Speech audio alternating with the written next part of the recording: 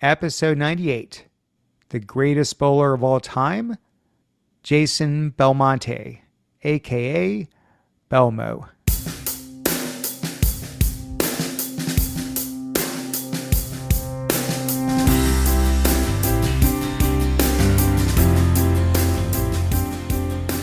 Welcome to The Art of Excellence, a show about people doing extraordinary things in their lives.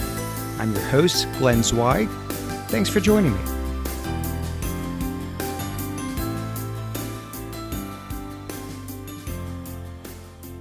My guest today is Jason Belmonte, aka Belmo. Jason is an Australian pro bowler. He's won 31 PBA titles, including a record 15 major championships. He is one of two bowlers in PBA history to have won the Super Slam, winning all 5 PBA major titles. He's been named PBA Player of the Year 7 times. He is widely considered one of the greatest bowlers of all time. Well, Jason, welcome to the show. Glenn, it's so good to be on your show. Now, I am actually talking to you. You are in Australia, yeah? I am. I'm in a little country town called Orange, which is in New South Wales, which is about 4 hours west of Sydney. Hey, my first of many maybe dumb questions here. When Americans call it down under, is that like, that's cool? Is that an insult? Is that good? Is that bad? How do, Australians view that term? No, I think it's a very accurate description of where we are on the map. We are down under the equator. So no, it doesn't insult us. Unless you're referring to like our intelligence or something like that. But no, our geographical location down under is fair game. Say it as much as you want. Now, your fans call you Belmo, right? They do, yeah. I feel like I'm a fan now. Do I get to call you Belmo? Yeah, there's maybe like 4 people in my entire life that actually call me by my first name, Jason. So I'm probably more used to hearing Belmo than I am Jason. I got it. Well, where did Belmo come from? A long time ago, when we used to put our names in the scoring monitors for bowling, one place that we would go to could only fit in 5 letters. And we would all put our last names in for the scoring. And so when you try to type in Belmonte, the first 5 letters was Belmo. And it just was up on the scoreboard. And this was when I was probably maybe 13.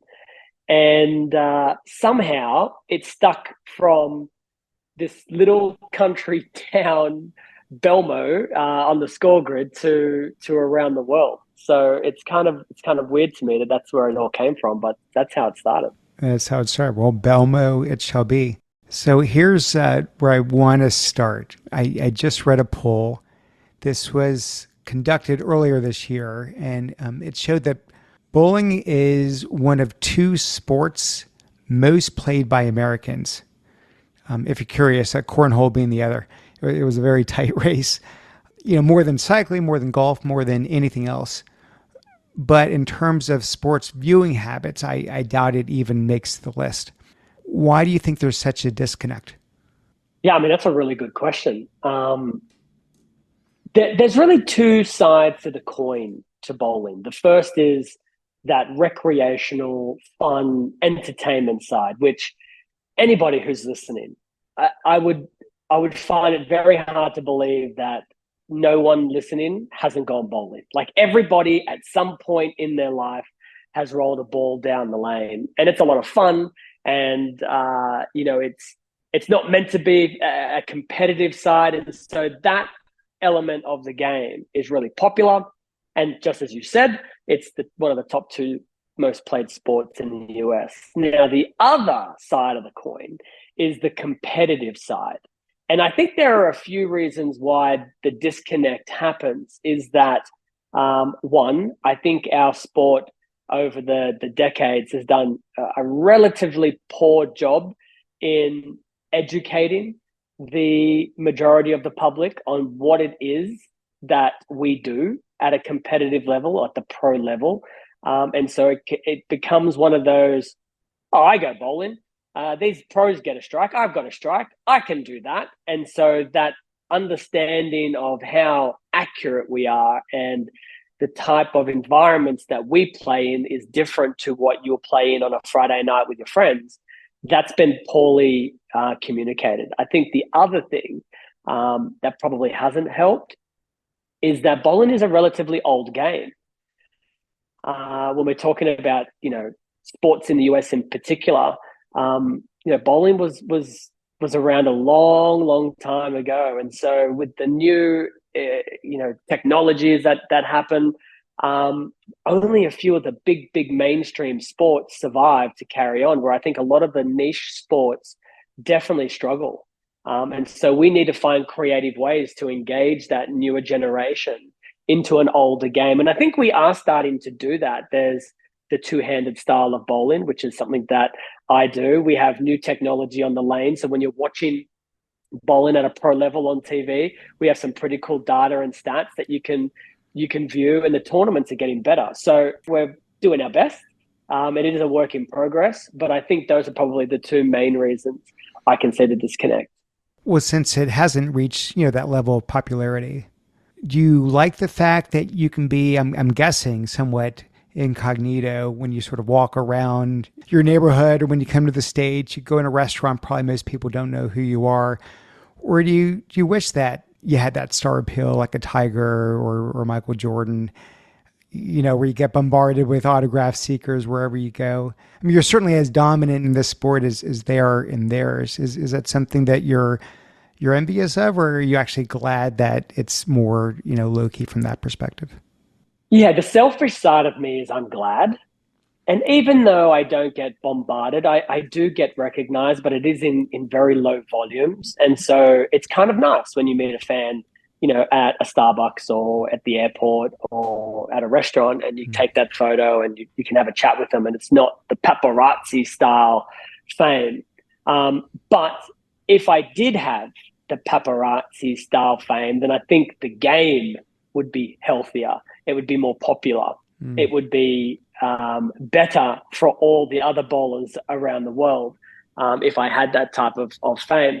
But I often tell my family that, I love the idea that when I'm outside of a bowling center, I can pretty much go and do whatever it is that I want, and I don't have to worry about, if I'm, I don't know, pulling a wedgie out and there's a photographer capturing that moment to share across all the websites. It's nice to not have to worry about that. Although Belmo, that probably would go viral, I must say. So something Yeah. and we'll get back to the viral videos because you got a number of those as well. But I want to talk about your origin story. Your parents actually owned a bowling alley by the time you came along. So is it true that you first threw a bowling ball when you were 18 months old? Or maybe rolled a bowling ball, should I say? Yeah, I was only a couple of weeks old when my parents finished building the bowling center. And so it's been in my life since I was born. The really funny part of all of this is both of my parents had never bowled a ball in their life before building a bowling center. And the idea of the business just came about when we had some family from Sydney who were in this little country town. It was pouring down rain.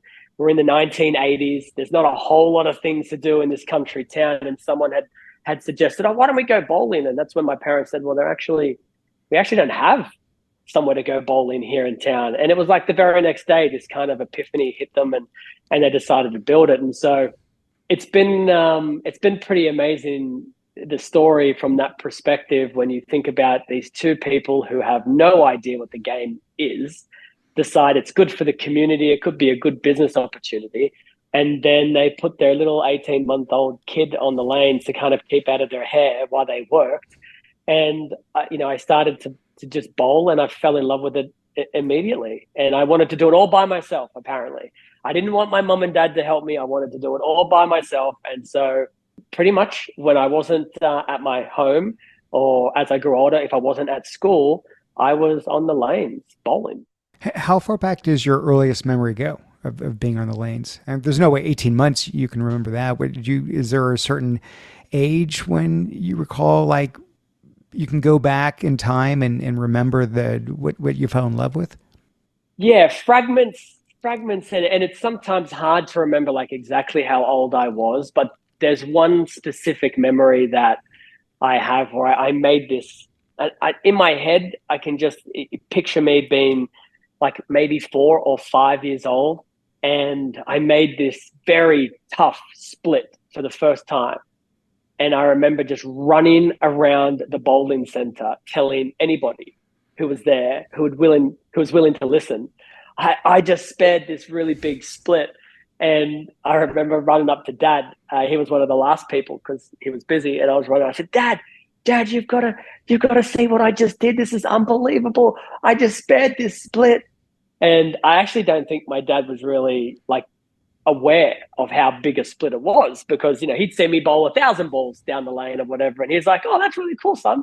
And I remember thinking, "Oh, Dad thinks it's really cool," but when I remember it in my head, he was so busy. But I remember being happy that he thought it was cool, and to me, I was just telling everybody in the bowling center. So that was one specific moment. Is this true, Belmo? When you were 10 years old, you told your parents that your lifetime goal was to bowl 100 perfect games. Is that true? Yeah, well, I don't remember saying that, but my mother, she hasn't lied to me yet, so I don't think she would lie about this either. She claims that's what I said to her. Which, by the way, you actually accomplished that, I think, just recently, yeah? A year or two back? Yeah, a couple of years ago, I did. I kept count till I got to 100, and it wasn't until I got to 100 that my mother reminded me that I had mentioned that to her when I was 10. And I said, I don't remember saying that. She's like, "Oh, I remember it very clearly. You came up to me and you said, one day I'm going to bowl 100 perfect games." And I was like, well, I was a very optimistic young 10-year-old because I didn't think I was going to get to 100. But, here I was a few years ago. Yeah. I mean, obviously, I shouldn't be surprised, I guess, given your track record. But I'm more surprised it just like the focus you had when you were 10 years old. Had you already set your sights on being a professional bowler one day? Like, did it come that early in your life, or when did you get to a point where you said, "I think I'm going to really go all in on bowling as a future career"? Yeah, no. So I didn't even really know how far bowling spread around the world until my early to mid teens. I didn't even know there was a pro tour at that age. We were so disconnected from the rest of the world in Orange, where I live, that until a couple of Americans actually came to live in my hometown and they used to bowl league with me, they would tell stories of the PBA tour.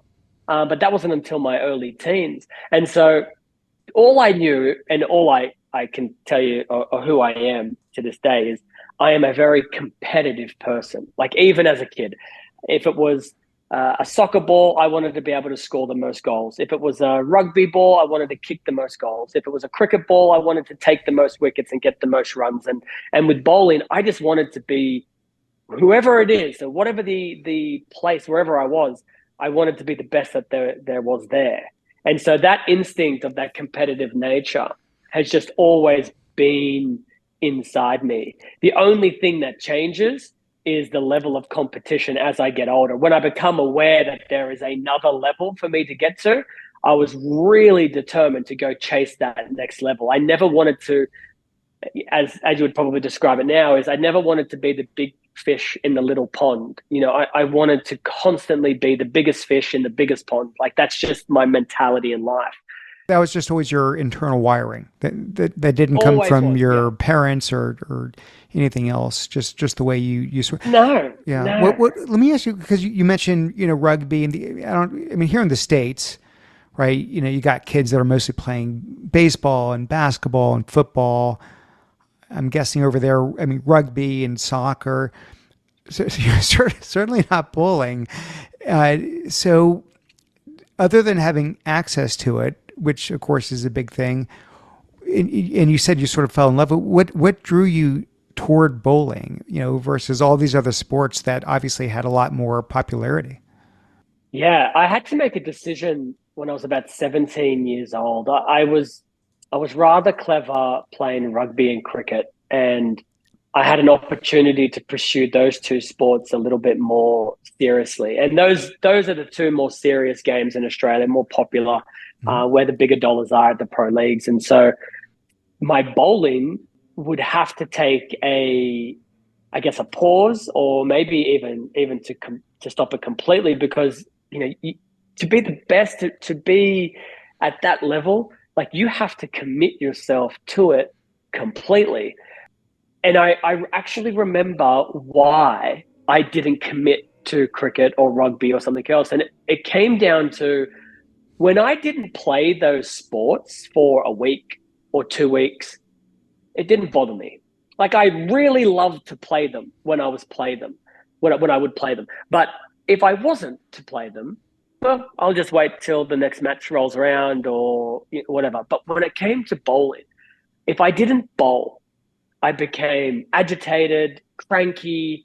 I wanted to go bowling more than anything else. And that was really the sign for me to be like, you love this more than anything else. And you don't know where it's going to take you. And you know that bowling isn't as mainstream as the other sports. And maybe financially, it's not going to be as lucrative for you, but you're going to love it. And you're going to love it more than anything else that you do. And maybe it's probably worth pursuing something out of love more than money. Hmm. Well, before we move on to the start of the career and the rest of your life, I mean, back to the childhood piece, something I didn't mention. Of course, everyone that watches and will listen to this knows that you have this really unique signature two-handed technique. It started when you were a kid, as I understand it, and like most kids, you probably didn't have the strength to bowl with one arm. Of course, most kids get older, they get stronger. They don't want to look like the little kid. They change their technique and go with the one arm. Didn't seem like you got that memo. So you just sort of, stuck with it. I take it you're not much of a conformist, huh? No, no. And it wasn't because I wasn't told I should change. I mean, I was told every single day by people around me that when I got to an age old enough to be able to swing a ball more traditionally, I had a lot of people saying, "Hey, I think it's time. You're a big boy now. You can bowl like the rest of us." And then, just as you stated, because I started at 18 months old, it was such a young age. I had learned to develop this style where I could carry the ball with two hands. And as I was getting older, while everybody was trying to conform me to bowl traditionally, the one thing that I could do that no one else could do in town was I could hook the ball a lot. I'm talking about the big wheel. And that was cool to me. I love being able to do that. And so while I was doing that, and everyone was trying to convince me that I shouldn't be doing this way, it didn't make a whole lot of sense because it wasn't fun. I didn't feel like I was bowling. I kind of felt like I was just rolling a ball down the lane. Like, it didn't feel like I had a connection to the game. And so after I tried the traditional style like once or twice, I'm like, nope, this isn't for me. And so I just kind of dedicated myself to bowl, a two-handed delivery, kind of like what has been dubbed now like the Belmo style. And it allowed me to generate a lot of advantages in my gameplay as I grew older, which I had no idea that this was going to be the path that I was going to take because of the style. But I'm very grateful that I was stubborn and that I kind of, went with what felt right rather than, as you say, becoming a conformist. Yeah. Well, but when you're a kid and you're not a conformist, and I completely appreciate that there was something about, and we'll get more into the technique itself, but there obviously was something about it, like you said, the spin, maybe speed as well. But when everyone else is going one direction and you're sticking with the direction that's generally poo-pooed, right, and ridiculed, I mean, as a kid, that's gonna make you feel, I would think, a little bit like an outcast. No? I mean, yeah, look, it's hard to quantify, like, that aloneness, or even sometimes it was a little sad because you would look up to the older bowlers, and you would want to be in their little clique because they were cool. They were 5 years older than Mm. you, and you're just this 7-year-old kid and you want to play with the 10, 12, 13-year-old fellas, and they, they would play with you, but they would also tease you a little bit about the Hmm. way that you would bowl. But the one thing that happened is every time they would tease me, we'd look up at the scores, and my score was always way higher than theirs. And so I always had the confidence to fall back on, yeah, you can tease me by the way that I'm playing, but I will always have one more thing to say, Hmm. and that is, I won. So say what you will, but I keep winning.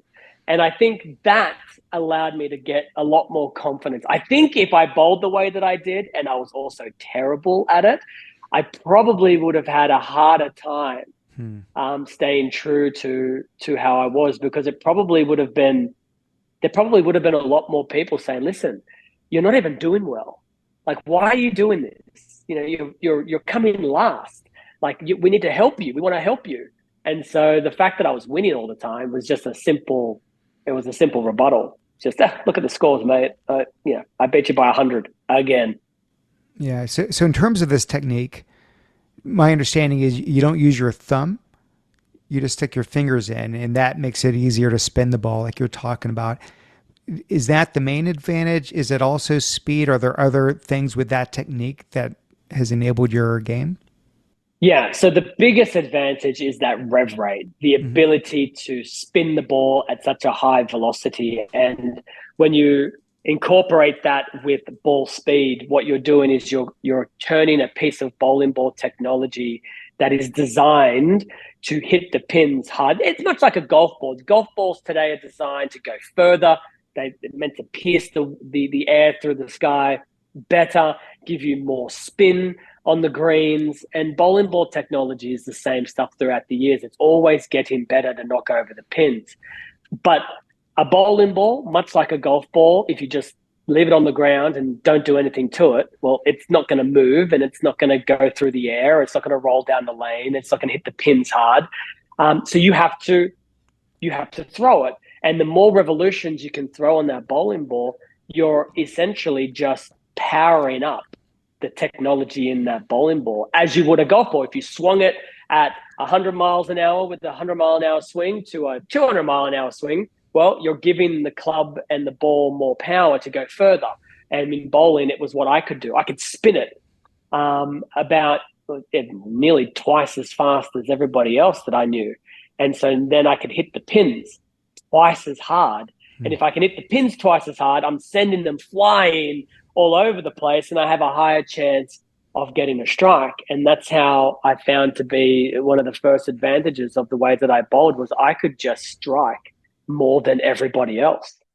I was just thinking about this as you're talking. I just interviewed Bubba Watson, if you know him, the golfer. Of course, yep. He was the last one, two-time Masters. He had a great hook shot. So maybe maybe this is like my new theme for the podcast. Amazing hook shots. So you got this incredible spin. You got this amazing speed. As I understand, when you first joined the PBA or early on in that professional career, you actually tweaked your game a little bit, trading off power and spin for control. Was there a coach that you were working with? Were you figuring this out on your own? Help me understand how you're becoming self-aware about your technique and what's going to, help propel you and what's going to hinder you. Yeah, no coach, no, never. My whole career, I've been self-taught, and I'm constantly self-learning. Any reason for that? Well, it started with nobody wanted to help. Hmm. That's kind of how it really kind of started, was when I was younger and I was getting better. There was no coach that understood the way that I played the game, and therefore the textbooks and the videos and the seminars that they would go to become better coaches didn't have my technique. Essentially, I was the father of all of this Hmm. this two-handed bowling, and so no one was brave enough to kind of break it down and create another chapter in these modules. Right? It was just, we can't help you. You bowl differently. We're sorry. And so that wasn't. I mean, that was fine, but to me, that wasn't good enough to just be like, well, no one can help me. Like, no, I can help myself. Like I feel like I know when I throw a good shot and I know when I throw a bad shot. So now you need to start coaching yourself, understanding what causes the bad shots and what causes the good shots. And so from an early age, I started to dissect my own game. Once you do that long enough, you come to find that you really only trust yourself. I have a very hard time allowing someone into my game. People over the years, in the last say 10 to 15 years, people have come and gone, and they have insisted on helping. They want to be a part of it, or they think they can help, and it really hasn't worked. Not because I don't think they had a lot to offer, but I think it was really more me just closing the door a little bit on that relationship, because I was like, I don't know, man. Like, I'm changing a lot of these things because someone else sees something that I'm not seeing, and I haven't done this way at all in my career. So, maybe we just shut the door on that, and we just learn as much as we can, and we self-identify those issues and work on them. I do understand that when you do it that way, sometimes progress takes a little longer because I'm not a world-class coach.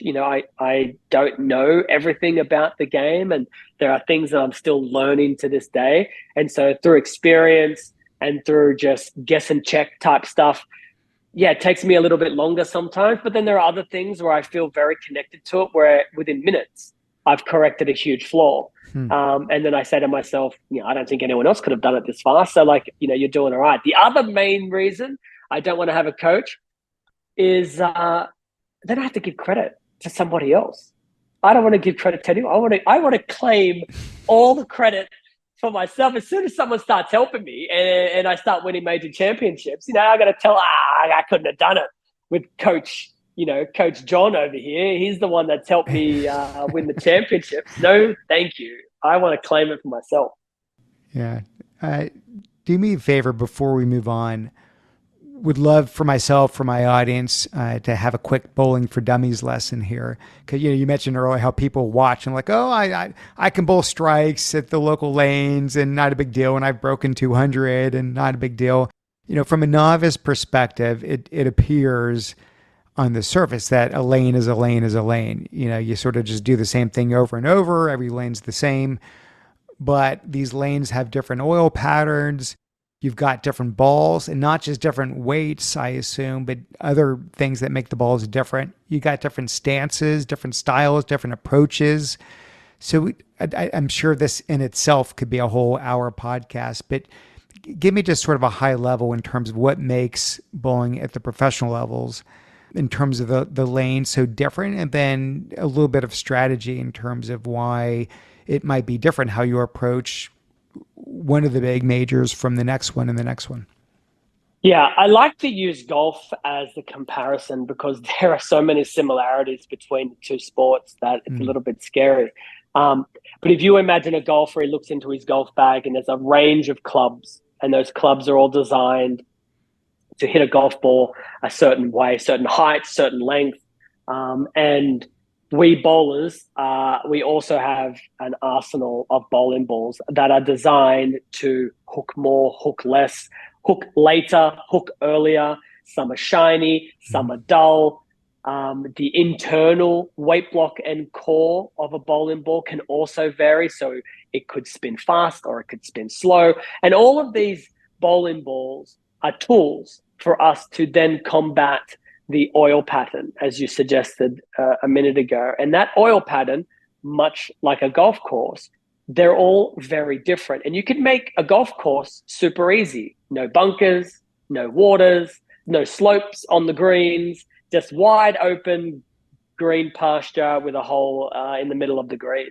That's a very easy golf course to play. Or you can raise the rough, you can narrow the fairways, you can add bunkers, you can add water, you can add cliff, and you can add slope. And then all of a sudden now, a golf hole can become incredibly difficult. And the same can be said about bowling. We can oil a lane in which the oil can help the bowling ball get back to the pocket.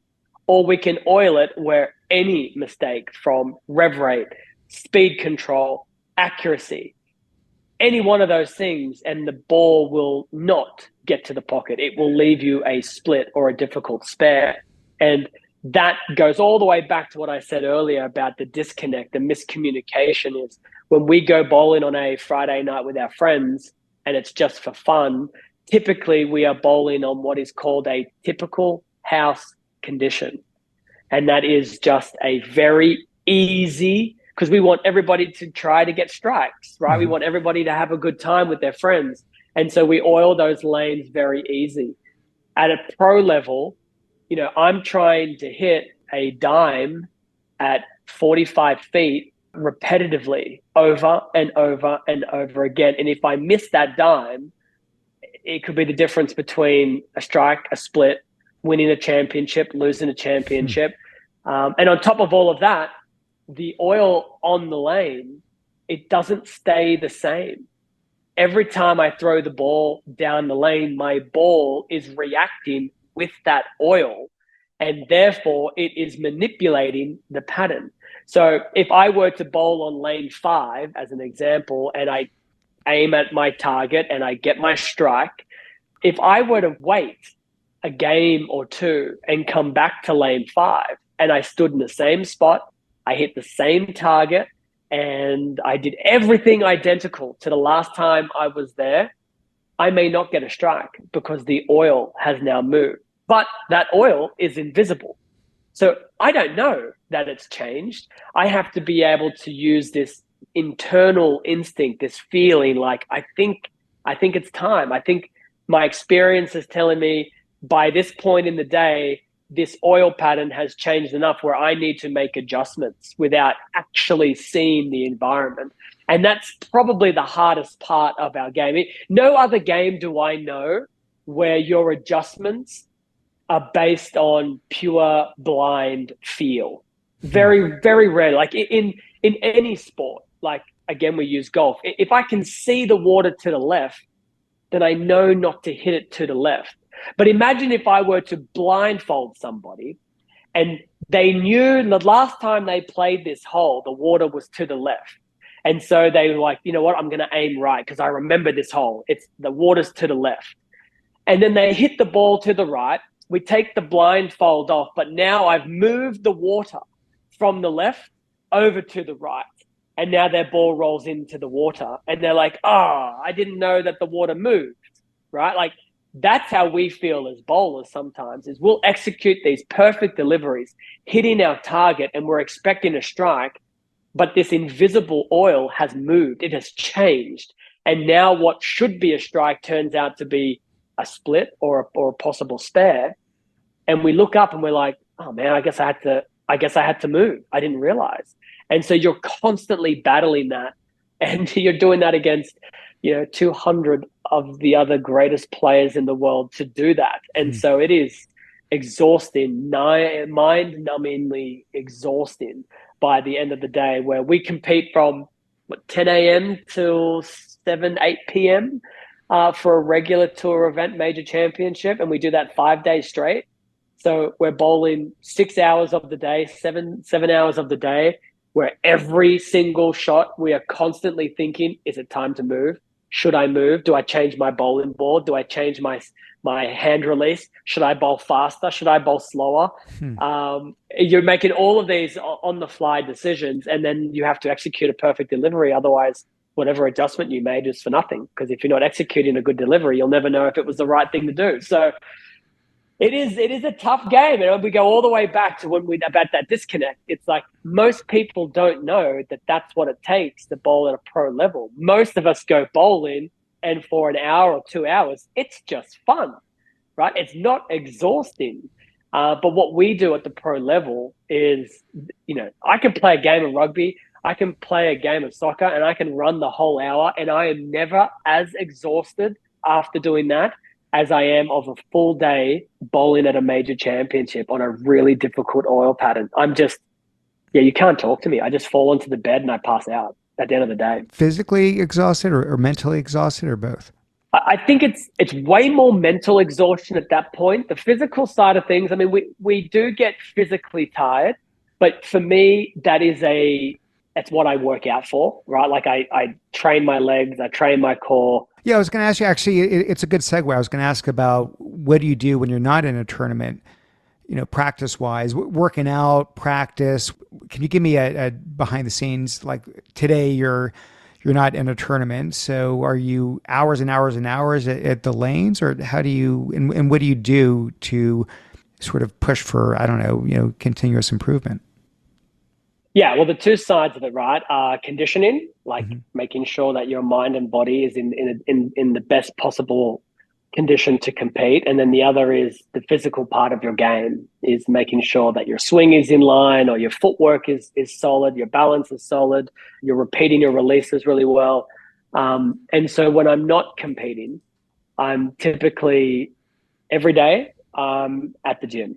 Now, what we do at the gym as bowlers to what like a linebacker would do at the gym for football is very different. What I want to do is I want my legs to be able to survive incredibly long hours of my footwork, my balance. So I need strong thighs, I Hmm. need strong hamstrings, and I need them to be incredibly, to have a very high endurance rate. Because, like I said, we will bowl for 7 hours a day, 5 days straight.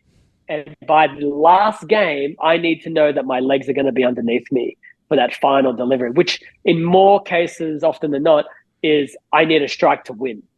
And that's when you need to be physically ready to go. In terms of core, it's about the flexibility of bending motion, that being able to have that torque, that turning of your hips and your lower back to create that motion of bowling, much like a baseball pitcher, right? Like they have this big action, this torque of their shoulder rotating and their hips turning towards the batsman.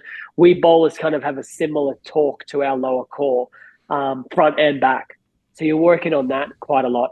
And then one of the things I'm actually just starting to incorporate, which maybe this is the stubbornness in me, and I actually don't know why I was so anti like meditation. I Hmm. think it was always in my own mind. I don't think it works. I don't know. I don't know why I did, but I'm starting to incorporate more meditation into my training and quieting my mind and allowing my mind to not get as tired. And it seems to be working. You mentioned physical and mental conditioning. So what had you done before to get mentally sharp? Well, nothing, because I didn't know. Like we're going all the way back to the beginning here, right? Like Mhm. Orange, where I came from, bowling was a new game. No one knew what they were doing. No one, right? And then by the time I'm in my teens, I started to get pretty good. And there were some coaches that were floating around. But again, like it, bowling wasn't looked at the same way in the 80s, 90s as mainstream sports like rugby and cricket, where your fitness, or even as a community, I think fitness back then was not looked at the same as it was today.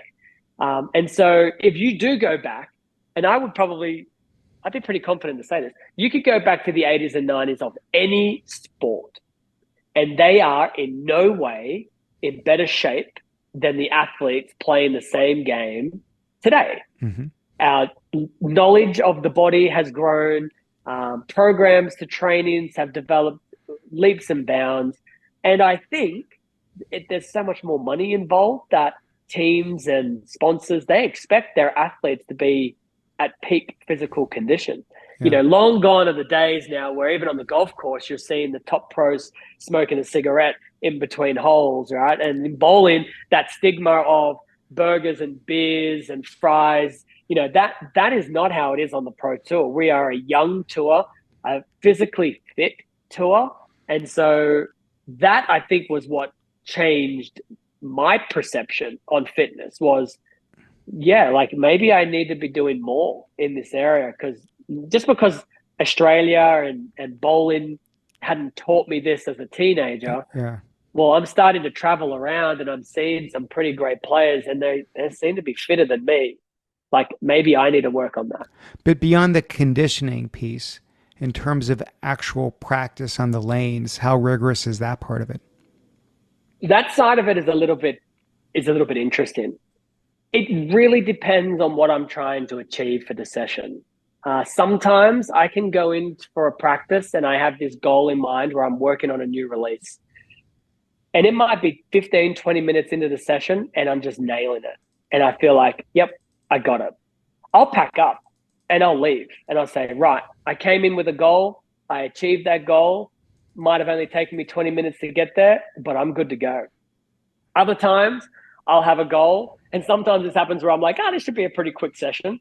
And it just that doesn't work. It's just nothing feels right. And I can be there for hours trying to figure out what it is that is causing me not to feel good with this new motion or this new release or this new something. But every session that I have, I will still work on at least 15 to 20 minutes extra of just core fundamental stuff, working on my balance, working on my spare shooting, which is like putting to us. And so no matter what it is that I'm doing, I will always finish up a session with those very core basic stuff. But when I'm doing something new, yeah, it's a flip of the coin. Sometimes, I'll leave home and tell my wife I'm going to go practice. And she'll be like, okay, well, I'll see you when you get back. And I'm like, okay. And then, like half an hour rolls by and I'm back. And she's like, already? I'm like, yeah, everything felt pretty good. So she's like, oh, that's good. And then other times she's like, are you ever coming home? I'm like, yeah, I've nearly figured it out. Yeah, maybe another hour or two. I'm coming. Believe me, I'm coming. Well, Belmo, you've won 15 major titles, 7 Player of the Year awards, and I can tell you're not done yet. When I think of the top elite athletes, the best of the best that transcend their sports, the Tiger Woods, the Michael Jordans, the Roger Federers, the Tom Bradys, they all seem to have some way of elevating their game when it matters the most. The biggest tournaments, the biggest games, everything's on the line. And I put you in the exact same category. Help me understand, what are you doing going into those high profile tournaments to have such success? Are you preparing for them any differently? Is there, back to the mental part we're talking about, is there some mental part of the game that takes over? Anything you can help me to understand how you rise to the occasion so consistently over the years? There was one major difference from the beginning of my career to the moment I started to dominate the Pro Tour, especially the major championships. There was one thing I changed, and it was a perception. It was an outlook. When I would get to these high pressure moments, the big moments, I found myself saying, like, I hope I don't miss. Right before I was about to bowl, there was this fear.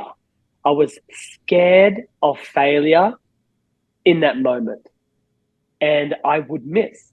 I wouldn't execute a great shot because I felt it. I could feel the hesitation. Mm-hmm. I didn't want to fail. And so I was so concerned about possibly failing that I essentially made myself fail because of the hesitation and the fear. And I remember sitting down after a loss one time, and the bowling center had cleared out and the stands were getting pulled down. And I was just sitting in the chair that I'd lost in. And I remember thinking, like, why are you so afraid of this? Like, this is what you were born to do. Like, you love this. Like, why is it so fearful for you? And so I made a commitment to myself then that the very next time I would put myself into that position, I would stop, pause, look around, and realize where I was. Then from that, I would say, there isn't a single person that's here or maybe watching on TV that doesn't want to trade spots with you right now. You are on the biggest stage. You have an opportunity to do what you love, and you have a chance to win one of the biggest tournaments in the world. Everyone would give an arm and a leg to be where you are right now. And so enjoy it. Like, love this moment. Win, lose, whatever. But be where you are in the real moment, in the moment. Be there and enjoy it. Don't be worried about the result or the fear of losing. And it was like this weight fell off my shoulders. It was like, yeah, I don't want to swap with anybody. Like, I don't want to be in the crowd watching someone else be in this moment. I want this moment. And as soon as I went from, I hope my opponent misses and I don't have to get the strike, it was like, I hope my opponent strikes. So it forces me to strike. Like, I want this moment to be this way. And that just changed my execution rate. That just went from, a 70 to 80% execution rate to high 90%. And when I can do that, I become very difficult to beat. And I think the fact that I enjoy that moment so much, my competitors see that it's not fear anymore. It's kind of like I'm in my element. I think it makes it harder for them. Like they feel uncomfortable because they're like, man, he is so comfortable in this setting and I am not comfortable and he's executing so well. Like, oh, I hope I don't fail is maybe Hmm. what they might be thinking. Wow. And I would advise anybody that's in any stressful situation, if you truly love what you do, that stress is a good thing. It means something is happening to you that matters, and enjoy it rather than being fearful of it. Hmm. And just like you were your own coach, I take it you were also your own sports psychologist. This wasn't someone else that was helping you get over that. This was yourself, just doing self talk and getting yourself to, you know, to rethink how you're approaching these tournaments and how you're approaching the moment. Yeah, absolutely. No psychologist, no team behind me that would help me in any of this stuff. What I would do is, and you mentioned a list of athletes there, is, I'm a sports fan in general. So I love Mm-hmm. watching my tennis, my basketball, my American football, not so much because I don't quite understand the rules, but I appreciate greatness when I see it. So, Mm-hmm. yeah, your Tom Brady's, your LeBron James, and you would hear interviews or you would read autobiographies or you'd watch documentaries and you'd be able to pull from these geniuses of sports things that they would do or things that they would say. And sometimes you would see that, oh, that's a new way to look at it. Or sometimes you would relate to it. You'd be like, that is exactly how I think of it. And throughout the years, you're pulling these little bits of information and sometimes some things just click. But that fearful thing and then in the moment, that was just after a really, really bitter defeat. I was just thinking in the chair going, why am I so scared of this? Like this should be like your element. This should be when you thrive the most because this is the most fun that you can possibly have is winning the championship. So let's change that philosophy. Hmm. Belmo, this is a quote of yours. With each title and accolade I achieve, it focuses me even more to continue to push forward and never be content with where I am. And of course, here you are. Like we said, 15 majors and counting. So when you have that kind of striving, does it ever make it challenging to actually enjoy what you've got? Yeah, it does a little bit because I feel like if I enjoy what I have too much, that's when you can almost become complacent in, oh, maybe I've done enough. Right? Like look at everything that I have achieved. That's a lot. Okay, relax a little bit. Like, you've done so well. And some of the younger pros on tour, when I have a bad performance, they will say to me, it's okay, you have 15 majors, relax a little bit. And I look at them and I say, that's why I have 15 majors, is because days like this still upset me. Hmm. And it's the ability to be like, I know what I have, but I know what I want. And sometimes that can be a really tricky thing to say out aloud because there are many people, well, in my case, there is no other bowler that can boast what I have. And when I say that that's not enough, sometimes it's almost offensive to players who maybe don't have any major championships or have one major championship. And here I am saying 15 is not enough. Like I got to get to 20. Like that's where I've got to get to. And I find it difficult talking with my competitors sometimes in social settings where we're talking about, we're just kind of, as you could imagine, a few baseball players just sitting around a bar and just talking, same thing with bowlers. We do the same. And sometimes I have a hard time opening up too much because it sounds very harsh to the other players that, because if I'm not content with where I am, then it comes off like, well, I clearly don't respect what you've done. And that's not the case. That's not how I want it to be perceived, but it's just that internal drive that I'm like, I'm not really happy until I'm happy. And maybe when my career is over and I can retire, then I'll get to truly enjoy what it is that I have accumulated. But as it is right now, it is purely motivation that it's not enough. It's one of the reasons why I get out of bed and go to the gym and train and practice and then, compete in these tournaments is it's just not enough. I want to keep going. I want to keep getting higher and higher up the mountain. You've got this pretty quirky, I'd call it self-deprecating sense of humor. There's this YouTube video. I'll put it in our show notes. People can look up. It was years ago, but it's where you said you had this serious medical condition called singular chirophobia. Singular chirophobia. Yeah. The fear of using one hand. And then there's just this sort of fun relatability to you. There's this group called Dude Perfect. They got crazy amounts of following. You did this project with them where you had like the longest strike ever. I think like 800 feet or 1,000 feet. You did this other video partnership with NASCAR where you threw the ball out the window going 140 miles per hour, like the fastest strike ever. So I was trying to think, like, is that brand truly reflective of who you are? And there's a part of you that has that sort of the striving and the intensity and the always wanting more, with the part that's just, don't take yourself too seriously.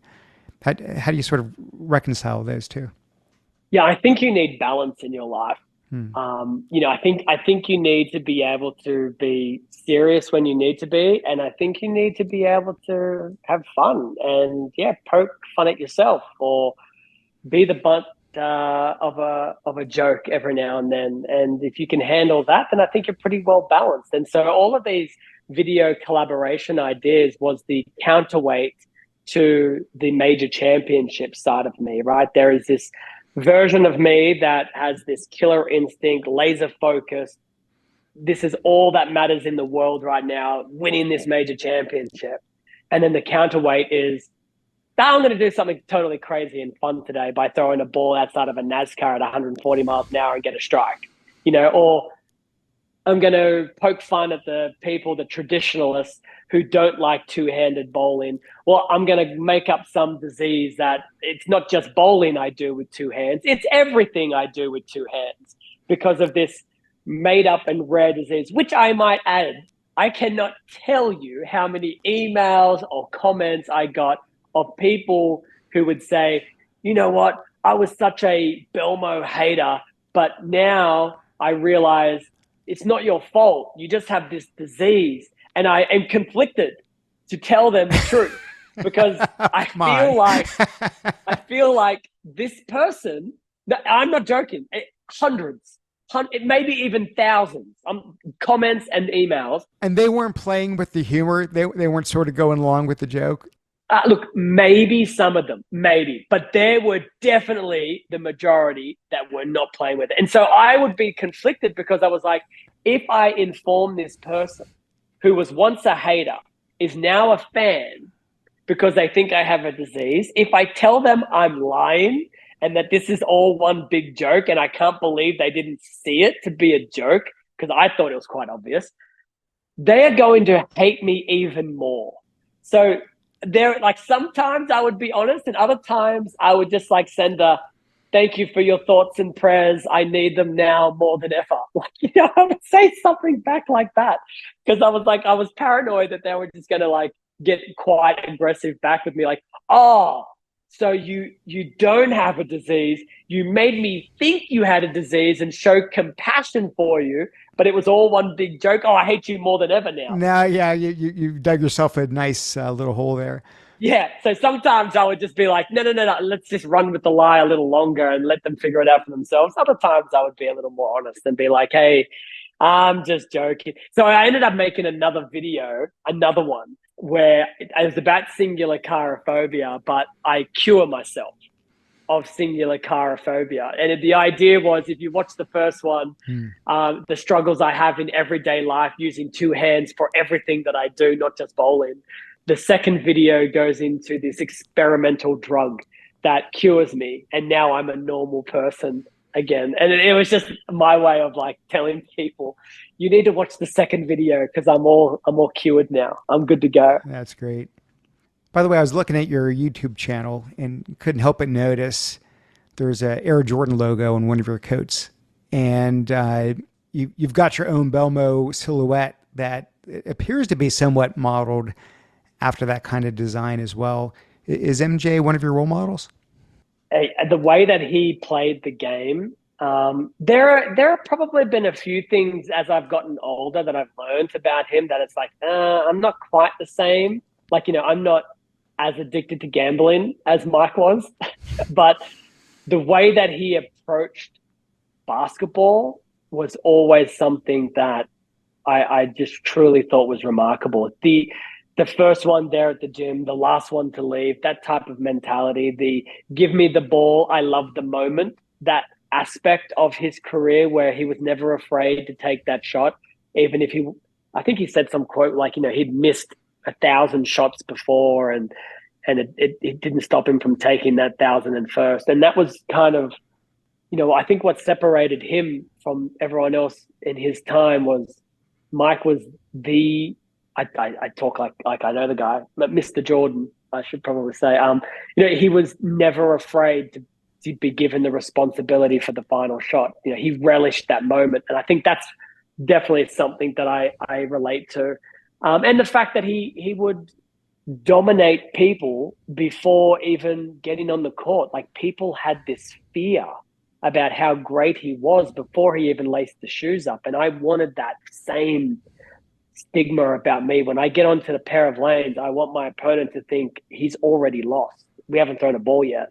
And so the Jordan logo with the silhouette of him doing the jump man, it just spoke to me. And I was like, you know what? I've got a silhouette very similar to that as well, of the Belmo, of my bowling style, the two hands kind of spread legged through the approach. And it just made a lot of sense to kind of use it as inspiration. Yeah, no, it's a great logo. I don't know if you saw the Michael Jordan documentary. Oh yeah. Yeah, absolutely. And so you probably saw that I think people like Michael Jordan, like Tiger Woods, I don't know if there's anyone around, especially in the game, that don't respect them. But I don't know that everyone likes them. Is there a part of you that sometimes can be in any way polarizing like that, just within the league? Yeah, I think so. I think the younger generation today see me differently than my own generation or the older generation as I was Mm, coming through the pro ranks. I think my ability to do what I have done, I think the kids, I say kids, from 27 and down, I think they see my career and go, that's pretty cool. Like I respect that. And so I do feel that respect from the younger generation. And I try to lend a helping hand with a lot of the younger bowlers on tour. Sometimes simple stuff, sometimes a little more deep and a little bit more like thought provoking stuff we mm. will talk about. And I try to offer that to them because I didn't get that. In fact, it was the opposite for me. Like no one wanted to help me. So I felt like it was kind of a responsibility of mine. Like I would do it to my children. I would do it to my friends if I could offer advice. And now I feel like it's a responsibility of, an older bowler giving some wisdom to the younger bowlers. And maybe they enjoy the game a little better or have more success, which they might make them enjoy the game a little more. And so the younger bowlers, yeah, for sure. The older bowlers, I think I'm a little polarizing to them. I think, I've bowled against them in their peak of their careers and I dominated that portion. And sometimes it can be difficult when you're trying to provide for your family and you don't win as often because someone else is winning more. I think it stems from that mostly. I have a hard time believing that. I don't know. I feel like I'm friendly enough, like on tour. Like I feel like I'm never rude, or I never, I never say. I feel like I don't say anything to purposely insult somebody. So I feel like a lot of the angst against me is really from the competitive side, just that I win so much, and that causes them to lose so much. And yeah, it would be annoying. It really would be. I can't relate to it. Yeah, yeah. Well, we'll wrap with this. I end the podcast always this way, which is the name of this podcast is The Art of Excellence. In that word excellence, I like my guests to define what it means for them. What comes to mind? Yeah, honestly, I think it's just every single moment, day that comes forward, like just bettering yourself. Like, to be excellent and the art of excellence. I don't know. I almost feel like it's like the word perfect. It's like it's unattainable. It really is. But what you're trying to do is you're just trying to get closer to it every day. And when I go to bed at night, I look at my day that has just gone by and I think to myself, like, did I do everything I possibly could today to be better? And it could be to be a better dad or a better husband, a better bowler, better son, better brother. And some days you're like, no, I didn't really do enough. Like, I didn't call mum, I didn't see my sister for lunch or something like that. And so I don't know, the art of excellence to me is just about working and striving towards a better version of you every single day. And if you can get that happening, more often than not, yeah, you'll be in a better spot. Awesome. There's my quote. I love it. Belmo, thank you. This has been an absolute blast. I'm impressed not just with what you've accomplished with the titles and the greatest player and all that, but the way you bring yourself to life, your sense of humor, the like we talked about, just the fun you seem to be having. Thanks for doing this. Thanks for carving out time for me. Really, really enjoyed it. Nate, not a problem in the world. Thank you so much for having me. And thank you to your listeners for taking the time to listen.